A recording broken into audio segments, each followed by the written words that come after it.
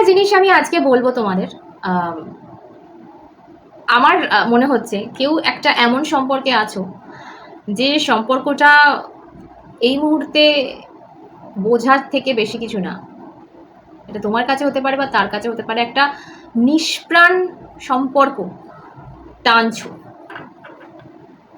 যে সম্পর্কে আর কোনো প্রাণ নেই। যদি একটা জিনিস তোমাদের বলি, ধরো আমাদের কোনো প্রিয়জন আর এই দুনিয়ায় নেই, চলে গেছে ইহলোক ছেড়ে। আমাদেরকেও যেতে হবে একদিন না একদিন, সকলকে যেতে হবে, কেউ আগে কেউ পরে।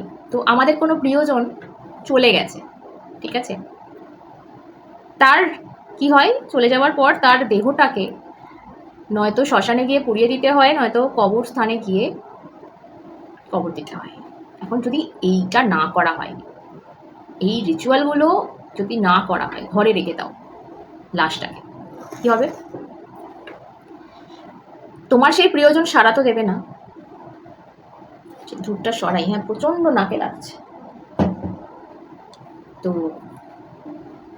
তোমার সেই প্রিয়জন সাড়া তো দেবে না, উপরন্তু তার দেহটা পচতে পচতে এত গন্ধ ছাড়বে আর এমন অবস্থা হবে যে তুমি সেই দিকে তাকাতে পারবে না। তো রেখে তো লাভ হয় না, তাকে তো ফিরে পাওয়া যায় না। তো এরকম একটা সম্পর্ক কেউ ধরে আছো, যে সম্পর্কে প্রাণ নেই, যে সম্পর্কটা না তুমি তাকে ভালোবাসছো না সে তোমাকে, এমন একটা সম্পর্ক যেটা এই মুহূর্তে শুধু বোঝা হয়ে দাঁড়িয়েছে।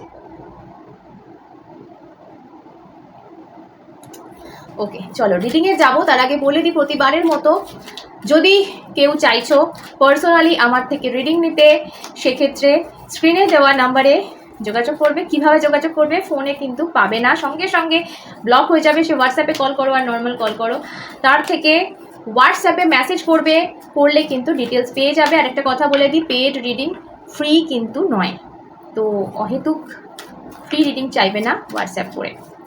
আচ্ছা চলো রিডিংয়ে যাব, দেখবো আর কি তোমাদের জন্য আসে। Moon, third party involve, Eight of Wands in reverse, Hangman in reverse, Six of Cups।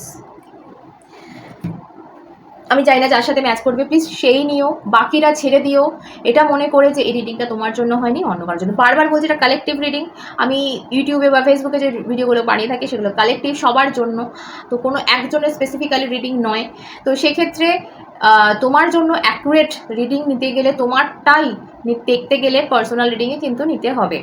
ওকে, আর এখান থেকে যেটুকু তোমার জন্য যাচ্ছে তুমি জানবে সেটুকুই তোমার, বাকিটা অন্য কারোর জন্য। ওকে, তো এখানে আমি একটা কথা বলবো, আজকে যে রিডিংটা আমি করছি সেখানে থার্ড পার্টি ইনভলভমেন্ট আছে। যদি তোমার সাথে এরকম কিছু না থাকে, মানে তোমার রিলেশনশিপে এরকম যদি কিছু না থাকে যে থার্ড পার্টি ইনভলভমেন্ট বা অন্য কোনো স্ত্রী বা অন্য কোনো পুরুষ যদি না থাকে, তাহলে রিডিংটা তোমার নয়, প্রথমেই বলে দিলাম।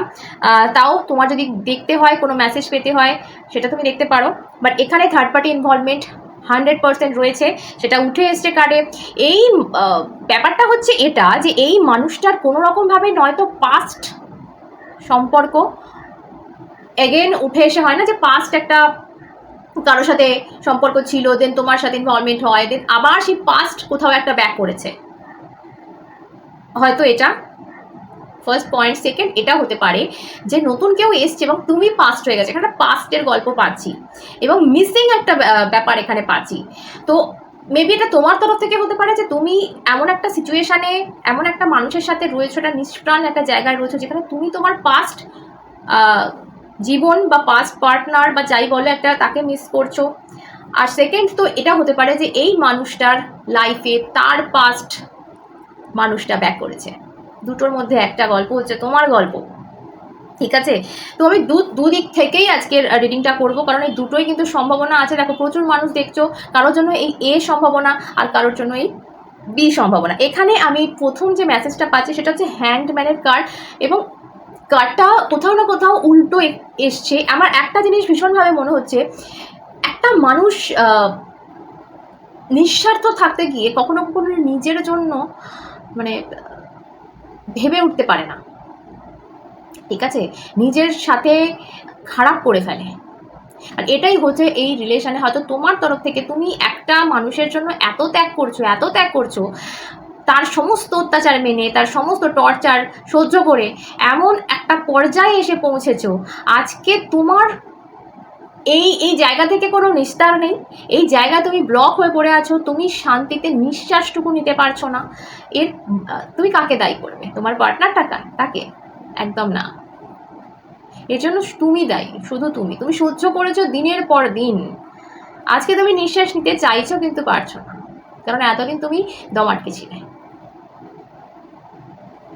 তো কোথাও না কোথাও তুমি ইউনিভার্সকে মেসেজ দিয়েছো, ভাই আমি দম আটকাতে চাই, আমি এটাই চাইছি আমার জন্য। তো এই স্বার্থ ত্যাগ আমি ভীষণভাবে আজকের রিডিংয়ে বলবো। কেউ মানে একটা একটা আজকে স্টাক সিচুয়েশন নিজে ক্রিয়েট করে সেই জায়গাটা ভাঙতে চাইছে, সেই শিকল ভেঙে বেরোতে চাইছে,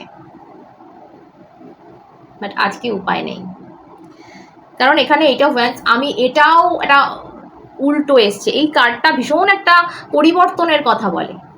তোমরা যে মনে মনে পরিবর্তন ভীষণভাবে চাইছো, চেঞ্জ চাইছো তোমাদের রিলেশনশিপে, তোমাদের অবস্থায়, কিন্তু সেই চেঞ্জটা আসবে কি করে? নিজেই ব্লক করে রেখে দিয়েছো সেই জায়গাটা। কারণ তোমার না সেলফ লাভ আছে, না নিজের কথা ভাবো, তুমি কোনোদিন ভেবেছো। ভালোবাসা খুব ভালো জিনিস, শরীর মন ভালো থাকে, সেটা কতদিন, সেটা বুঝতে হবে যে এই পর্যায়ে এসে গেছে মানে এখানে আর শরীর মন আমার ভালো থাকবে না, এবার খারাপ হতে থাকবে। ভালোবাসা বা পার্টনার ভালো থাকার জন্য, তার সাথে দুটো কথা শেয়ার করে,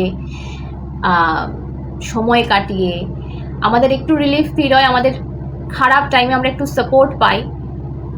যদি তুমি সেগুলোই পাচ্ছ না, যদি হাসির জায়গায় কান্না আসছে তার সাথে, সে হাসাচ্ছে না কাঁদাচ্ছে বেশি, সাপোর্ট দেওয়ার থেকে পালাচ্ছে বেশি, তুমি সেই মানুষটাকে জীবনে রেখে করবে কি? কিন্তু আজ বেরোতে চাইলে তুমি বেরোতে পারছো না, আজকে হাঁপ ছেড়ে বাঁচতে চাইছো। আজকে কারো, আমি বলবো এখানে কারোর পাস্ট পার্সন ফিরেছে, বা তোমার একটা পাস্ট পার্সন আছে যাকে হয়তো তুমি ভীষণ অ্যাডমায়ার করো, যাকে তুমি ভীষণ এখনও সোশ্যাল মিডিয়ায় দেখো। মেবি আমি কারোর জন্য বলবো প্রাক্তন প্রেমী, যাকে তুমি হয়তো বিয়ে অবধি সম্পর্কটা পৌঁছতে পারেনি, এরকমও কারোর জন্য পাচ্ছি। তাকে মিস করছো, তার কাছে যেতে চাইছো, কিন্তু সব দরজা বন্ধ। আচ্ছা, দেখবো আমি কি হচ্ছে আগামীতে। আর এটাও হতে পারে তোমার পার্সন, তার লাইফে এসে তার পাস্ট কেউ, আর এটা তুমি জাস্ট সহ্য করতে পারছো না, এটা তুমি মেনে নিতে পারছো না। এবং এই যে পরিবর্তনটা, এটা তোমার পার্সন চাইছে তোমার কাছ থেকে এগিয়ে গিয়ে তার পাস্ট মানুষটার কাছে। নয়তো তুমি চাইছো, নয়তো তোমার মানুষটা চাইছে, যে কোনো একজন। বাট তোমাদের মধ্যে, তুমি আর একটা মানুষের মধ্যে যে একটা থার্ড পার্টি আছে, এবং তোমাদের সম্পর্ক যে একটা নিষ্প্রাণ সম্পর্কে পরিণত হচ্ছে, এইটা 100% আমি বলবো। বিকজ এখানে ভীষণ ভালোভাবে আমি একটা মুন কার্ডে ছিল, একটা থার্ড পার্টির কথাই বলে। ওকে, দেখবো কি হচ্ছে আগামীতে, কি হচ্ছে এই রিলেশনশিপে।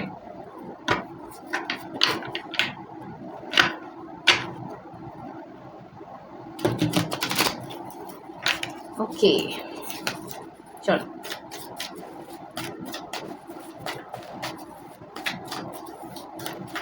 আগামী দিনে কি হচ্ছে। ওকে, ডেফিনেটলি।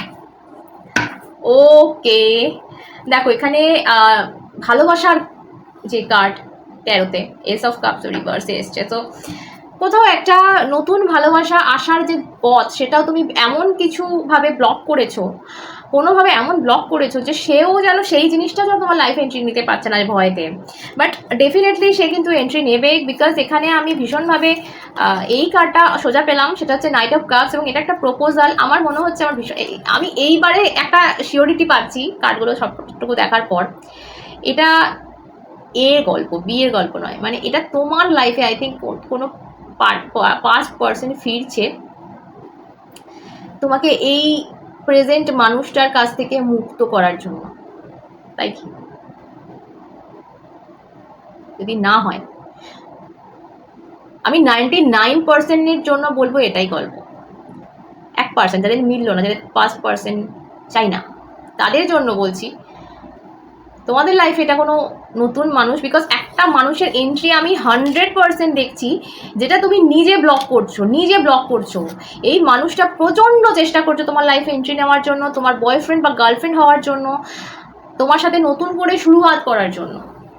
কোথাও একটা তুমি একে আটকাছো, তুমি ব্লক করে রেখেছো। আমি বললাম না প্রথমেই, তোমার কোথাও একটা ব্লক, বিকজ এখানে তুমি এগোতে চাইছো না, মুভ অন করতে চাইছো না। 3 of Wands in reverse, Ace of Cups in reverse, দেখো এর তলাতেই 6 of Wands ইন রিভার্স। তো তিনটে কার্ডই এগিয়ে যাওয়ার কথা বলে, এই তিনটে কার্ডই মুভ অনের কথা বলে, এই তিনটে কার্ডই নতুন কিছু আলিঙ্গনের কথা বলে, যে জিনিসটা তুমি নিজেই ব্লক করে রেখে দিয়েছো ভাই। ওই যে বললাম, একটা নিষ্প্রাণ বোঝা বয়ে বেড়াচ্ছ, একটা সুন্দর নতুন একটা ভাইব্রেন্ট লাইফ তোমার জন্য ওয়েট করছে, আর তুমি জাস্ট ইগনোর করছো সেটাকে। কতটুকু ঠিক? আলটিমেটলি আমি প্রত্যেকটা ভিডিওয় প্রায় এটা বলে থাকি যে আমাদের প্রত্যেকের ভেতরে ঈশ্বর বাস করেন।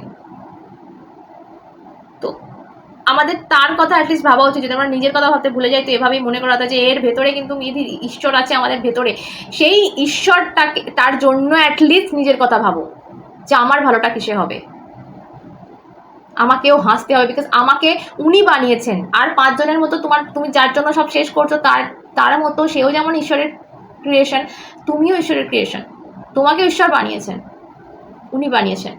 তো তোমারও কিছু আছে এই দুনিয়ার পারপাস, তাই না?